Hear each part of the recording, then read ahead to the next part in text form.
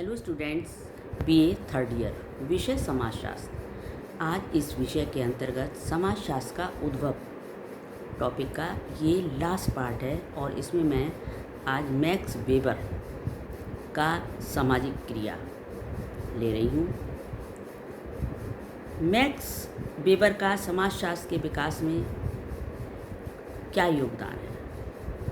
समाजशास्त्र तथा सामाजिक क्रिया। मैक्स वेबर ने सामाजिक क्रिया को समाजशास्त्र की केंद्रीय अध्ययन वस्तु माना है। इन्होंने इस तरीके से कहा है कि किसी भी क्रिया के सामाजिक क्रिया कहलाने के लिए आवश्यक है कि वो अन्य व्यक्तियों की क्रियाओं से प्रभावित हो।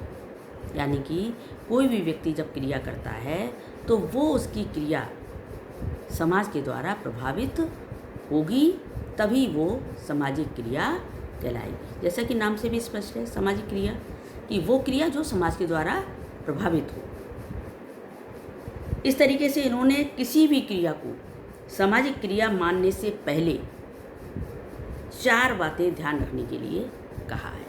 पहला है सामाजिक क्रिया दूसरे व्यक्तियों को भूतकाल, वर्तमान या भावी व्यवहार द्वारा प्रभावित हो सकती है। यदि कोई व्यक्ति भूतकाल में उसे दी गई गाली का बदला लेने के लिए शत्रु के साथ मारपीट करता है तो ये क्रिया सामाजिक क्रिया कहलाएगी, क्योंकि पहले उस किसी व्यक्ति ने अमुक व्यक्ति के लिए गाली दी।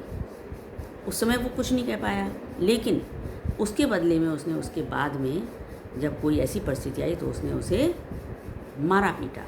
तो ये मारपीट जो हुई वो गाली गलौज की क्रिया से प्रभावित हुई, इसलिए ये सामाजिक क्रिया कहलाएगी। दूसरा है प्रत्येक प्रकार की क्रिया सामाजिक क्रिया नहीं होती है।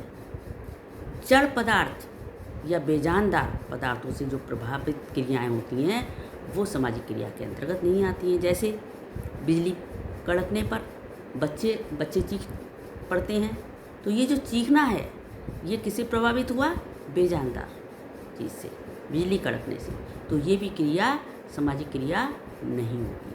तीसरा है मनुष्य का प्रत्येक प्रकार का संपर्क भी सामाजिक क्रिया संपर्क में नहीं आता है।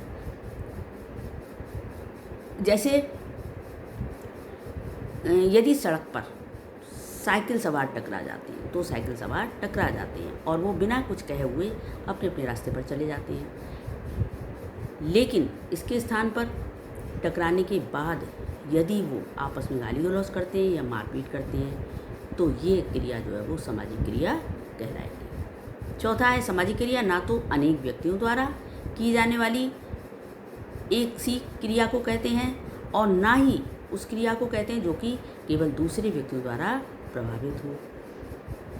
जैसे अध्यापक के ड्रिल करने के साथ साथ यदि छात्रों द्वारा उनका अनुसरण किया जाता है तो ये क्रिया सामाजिक क्रिया है, क्योंकि ये क्रिया अध्यापक की क्रिया से अर्थपूर्ण ढंग से प्रभावित है या संबंधित है, इसलिए। और इसके बाद जो है वो मैक्स वेबर ने सामाजिक क्रिया के 4 प्रकार बताए हैं। नंबर 1 तार्किक क्रिया, नंबर 2 मूल्यांकनात्मक क्रिया और नंबर 3 प्रभावात्मक क्रिया और नंबर 4 परंपरागतात्मक क्रिया। तार्किक क्रिया किसे कहते हैं? तार्किक क्रिया का संबंध किसी लक्ष्य के साथ होता है।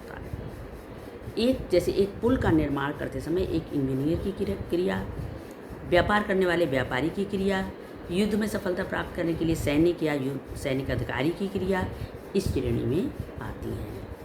इससे स्पष्ट होता है कि तार्किक क्रिया उस क्रिया को कहते हैं जिसका चयन सचेत और योजनाबद्ध रूप से लक्ष्य तथा साधनों को ध्यान में रख करके किया जाता है। नंबर 2 मूल्यांकन क्रिया। इस क्रिया के पीछे क्या होता है? तर्क होता है। तर्क होना जरूरी नहीं होता है, मतलब इसके पीछे क्या है? मूल्यांकन है। जैसे एक डूबते हुए जहाज के साथ कप्तान जो है वो कप्तान का समुद्र में डूब जाना मूल्यांकनात्मक क्रिया के अंतर्गत आता है। क्यों? क्योंकि यदि वो उसके साथ नहीं डूबता है, वैसे ही कूद जाता है समुद्र में तो भी मरेगा, और अगर डूबते हुए जहाज़ के साथ डूबता है तो भी मरेगा। लेकिन वो मूल्यांकन करके क्या रिजल्ट निकालता है कि मेरा बेटर है कि मैं डूबते हुए जहाज़ के साथ मरूं, क्योंकि ये मौत जो है वो सम्मानजनक होगी इसलिए। और तीसरा है प्रभावात्मक क्रिया। प्रभावात्मक क्रिया जैसे कि कभी कभी मनुष्य शक्तिशाली संवेगों से प्रभावित होकर के कोई कार्य कर बैठता है। जैसे किसी ने क्रोधवश किसी को मारा पीटा या गाली गलौज दे दी और उसके बदले में दूसरे व्यक्ति ने क्रोध में आकर उसकी हत्या कर दी, तो ये क्रिया कैसी हुई? प्रभावात्मक क्रिया हुई। क्यों? क्योंकि इस क्रिया के लिए उसे बाद में पछताना पड़ेगा, वो बाद में सोचेगा नहीं मैंने ऐसा नहीं करना चाहिए मुझे ये। और चौथी है परंपरागतात्मक क्रिया। ये परंपराएं जो चली आती हैं, प्रथाएं जो चली आती हैं, उनसे प्रभावित होकर के व्यवहार को करना इसके अंतर्गत आता है। बहुत से कार्य ऐसे होते हैं जो पुरानी परंपराएं प्रथाएं चली आ रही हैं उनके अकॉर्डिंग हम कार्य करते हैं, तो वो ये क्रियाएं कहलाती हैं। इसके बाद वेबर ने कहा है कि समाजशास्त्र में सामाजिक क्रियाओं का अर्थपूर्ण बोध किया जाता है।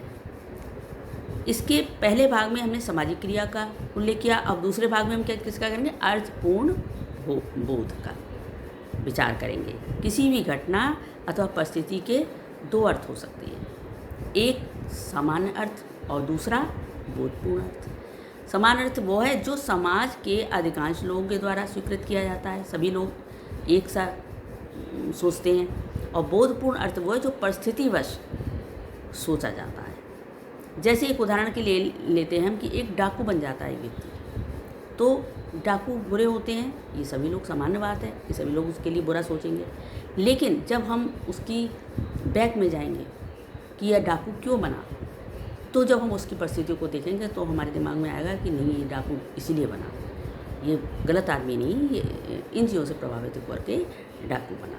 तो ये क्या हुआ? बोधपूर्ण अर्थपूर्ण बोध हुआ, ये क्रिया ऐसी हुई, इससे प्रभावित हुई। इस प्रकार वेबर के अनुसार समाजशास्त्र में अर्थपूर्ण सामाजिक क्रियाओं की तार्किक व्याख्या की जाती है। तो ये टॉपिक आज समाप्त होता है और इसके बाद नेक्स्ट वीडियो में मैं नया टॉपिक लूँगी।